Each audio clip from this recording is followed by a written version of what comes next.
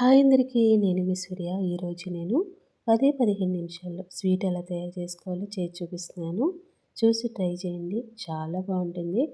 ముందుగా స్టవ్ వెలిగించుకుని ముగ్గురు పెట్టుకొని 2 కప్పులు మరమరాలు ఇలా వేసుకున్న తర్వాత దాంట్లో 10-15 జీడిపప్పు, బాదం పప్పు 2 వేసుకుని సిమ్లో పెట్టుకుని బాగా వేయించుకోవాలి. ఇలా వేయించుకున్న తర్వాత చూడండి, ఇలా పౌడర్లా అయిపోవాలి. ఇప్పుడు బాగా వేగినట్లు. ఇప్పుడు ఒక మిక్సీ గిన్నె తీసుకుని దాంట్లో వేసుకుని పౌడర్లా చేసుకోవాలి. నేను చూపిస్తాను, మెత్తగా చేసుకోండి పౌడర్ లాగా. చూడండి, బాగా మెత్తగా అవ్వాలి. ఇలా చేసుకున్నాక మనం 2 కప్పుల మరమరాలు వేసుకున్నాం కదా, 1/4 కప్పు షుగర్. ఆ షుగర్ని కూడా మనం ఇలా పౌడర్లో కూడా చేసుకోవాలి.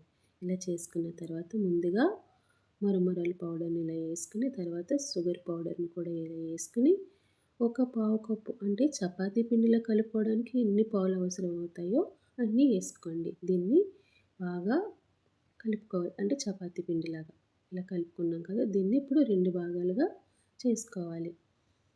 నేను ఒక దాంట్లో చూడండి గ్రీన్ కలర్ వేసుకుంటున్నాను. మీకు ఏ కలర్ నచ్చుతుందో ఆ కలర్ వేసుకోవచ్చు. ఇలా చేసుకున్న తర్వాత ఒక కవర్ మీద ఇలా పెట్టి నెమ్మదిగా రోల్ చేసుకోండి. చేసుకుని చూడండి, పేపర్లో ఇలా రౌండ్గా వచ్చేటట్లు నెమ్మదిగా రోల్ చేసుకోండి.